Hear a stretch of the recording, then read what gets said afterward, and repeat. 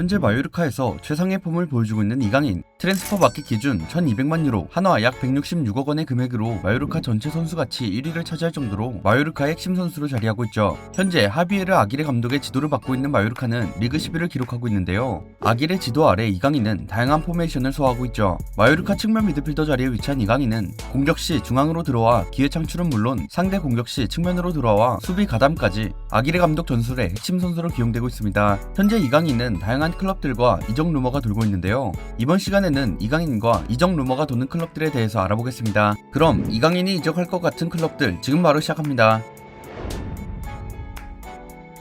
첫 번째 구단은 브라이튼입니다. 영국의 한 매체는 지난 2023년 1월 브라이튼이 이강인에 관심을 보였다고 보도하면서 월드컵 이후 이강인에 대한 영입 의사를 밝혔죠. 현재 브라이튼은 팀 메인 공격수이자 2선 전체까지 소화할 수 있던 레안드로 트로사르를 아스날에 판매했는데요. 하지만 그 자리를 미토마가 잘 메워주면서 현재 브라이튼의 상승세를 이끌고 있습니다. 현재 브라이튼의 데제르비 감독은 4-2-3-1 포메이션을 주로 기용하고 있는데 모이세스 카이세도, 맥 알리스터가 3선에 서면서 중원을 서고 이강인이 주로 활약하는 2선 공격형 미드필더 자리에 파스칼 그로스, 아담 랄라나가 서는 편이죠. 하지만 랄라나가 현재 햄스트링 부상으로 몇 개월 출전이 불가능한 상황입니다. 게다가 랄라나는 현재 34세, 그로스는 31세로 대체 자원이 필요한 상황인데요. 그로 인해 이강인이 브라이튼에 이적하더라도 충분히 주전 가능성이 높은 상황입니다. 만약 공격형 미드필더 자리에 이강인이 들어선다면 이강인이 2선에서 볼을 간수하다 미토마 카오루, 솔리마치에게 패스하여 데제르비 감독이 즐겨하는 사이드 플레이의 핵심으로 들어설 것으로 보입니다. 또한 이강인은 마요르카에서 공격형 미드필더 자리 이외에도 세컨드 스트라이커, 윙어 자리에도 사용되는 것으로 보아 추후 주전 선수들의 이탈에도 충분히 자리를 메워줄 수 있을 것으로 보입니다.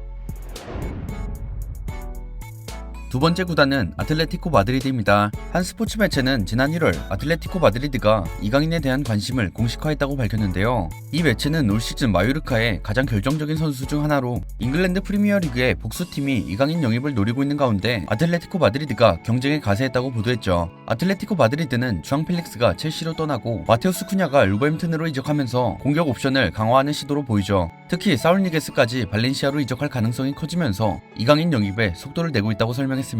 현재 아틀레티코 마드리드는 주로 4-4-2, 3-5-2 포메이션을 주로 채택하고 있으며 센터포워드 자리로 앙투안 그리즈만과 앙헬 코레아, 알바로 모라타가 주로 기용되고 있습니다. 이강인이 아틀레티코에 합류한다면 현재 코케, 로드리고 데파울, 토마스 르마가 서는 중앙 미드필더와 양측 윙으로 합류할 가능성이 높아 보이는데 이미 아틀레티코는 마르코스 요렌테, 야니크 카라스코, 멤피스 데파이와 곧 임대 이적 후 돌아올 주앙 펠릭스까지 공격 자원들이 풍부하죠. 과연 이강인이 아틀레티코 마드리드로 이적한다면 주전 경쟁에서 살아남을 것인지 의문이 들긴 하네요.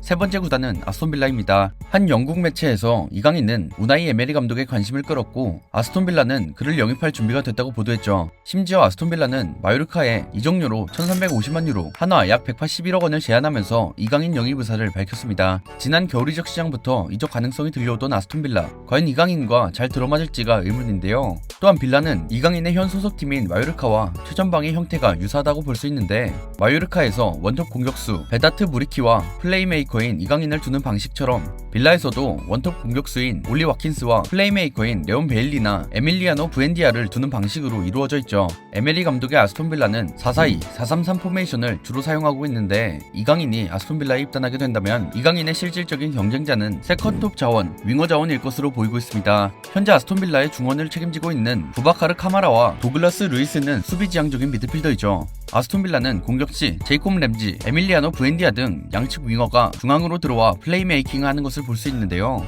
양측 윙어에게 정통 윙어가 아닌 중앙지향적 미드필더인 존 맥긴, 제이콥 램지를 주로 기용하는 것을 보면 이강인도 무리 없이 적응할 수 있을 것으로 예상됩니다. 에메리 감독이 아스톤빌라로 오기 전 비아레알에서 감독 생활을 했었는데요. 이강인은 당시 비아레알에서 지오바니 로셀소와 비슷한 롤을 맡게 될 것으로 추측되고 있습니다. 또한 이강인은 마요르카에서도 전방과 측면을 넘나들면서 전방위적으로 뛸 수 있게 되었는데 올리 와킨스와 투톱 구성이나 좌우 측면 미드필더 모두 에메리 감독이 원하는 전술에 들어맞을 것으로 보이죠.